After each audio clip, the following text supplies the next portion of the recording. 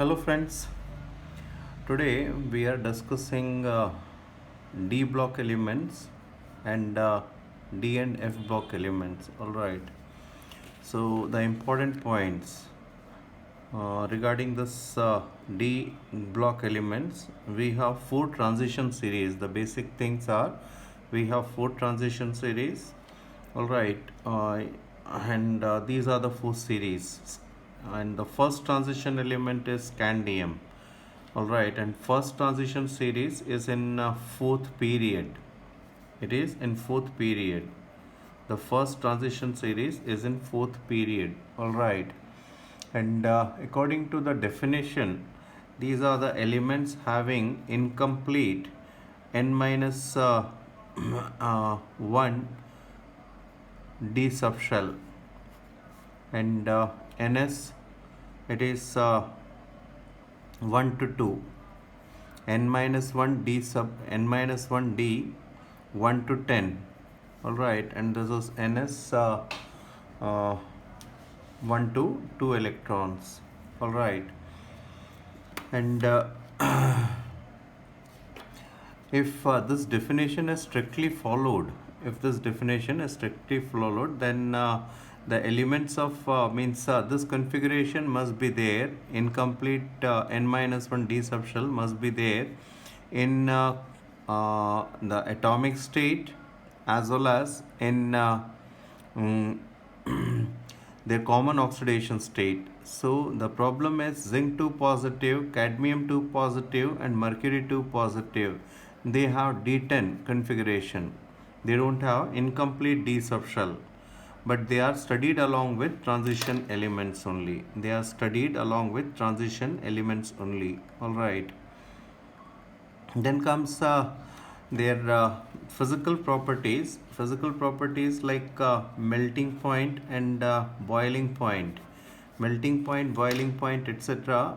The first point is in general,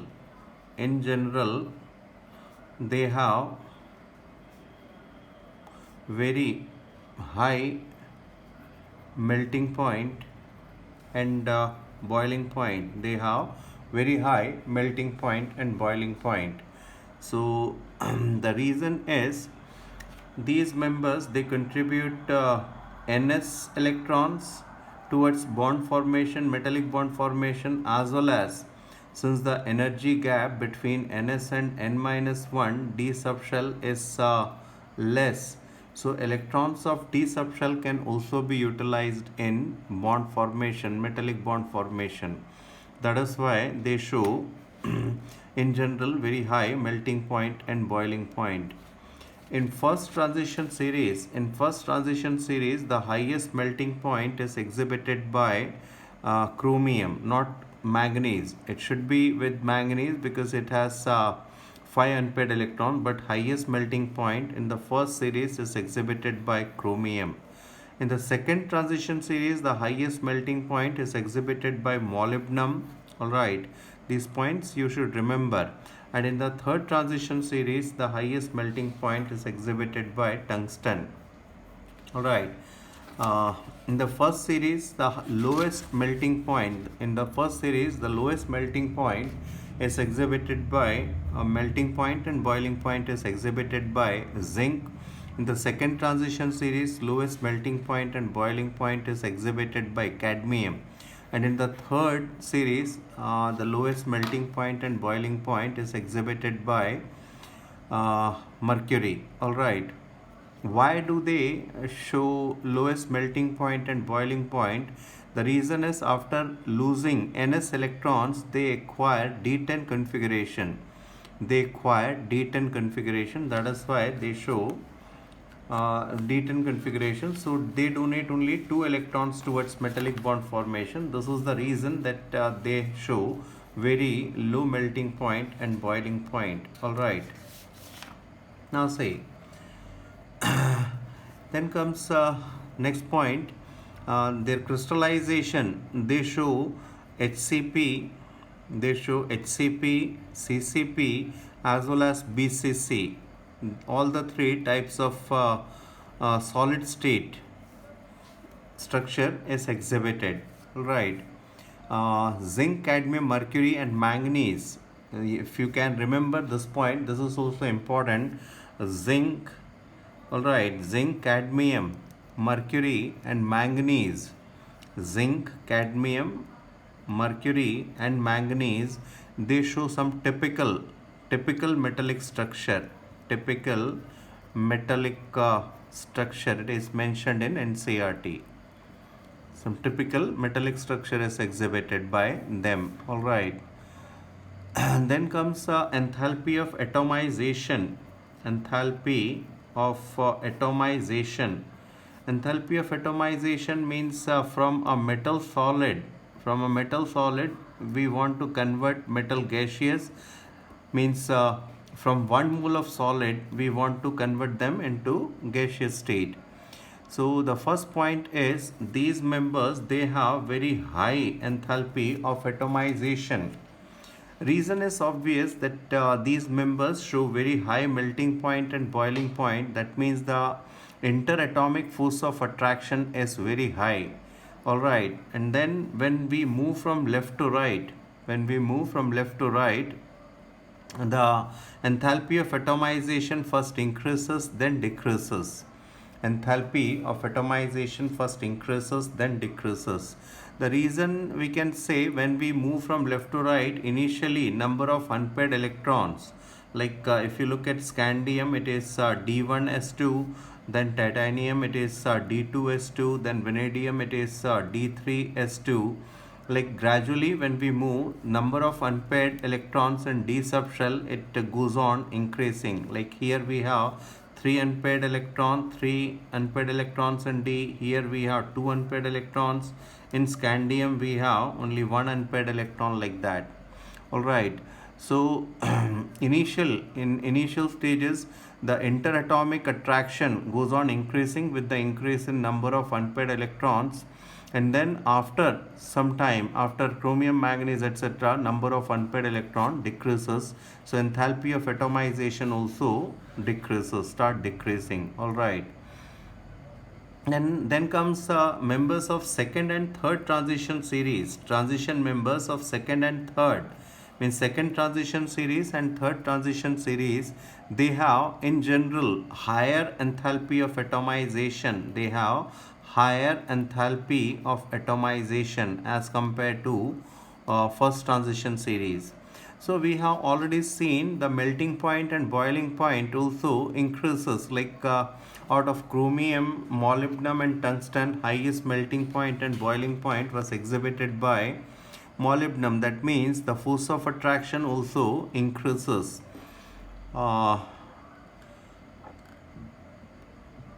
Then comes atomic radius. As far as atomic radius is concerned, atomic radius, it first decreases, but this decrease is not gradual. Many of the members, they show nearly same values of atomic radius.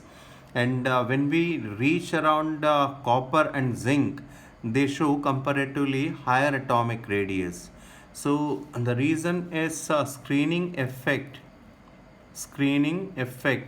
or shielding effect. Screening effect or shielding effect means if you look into the filling of electrons in these members, like the electrons are filling, like in scandium it is 3d14s2, then titanium it is 3d24s2, then it is vanadium it is 3d3 4s2, like that. So what is happening, we are increasing gradually, we are increasing number of protons in these members, and the number of electrons are gradually filled in 3d subshell. So due to force of attraction, due to increased nuclear force of attraction, atomic radius should decrease. But since electrons are filled in d subshell, there is a comparatively strong force of repulsion.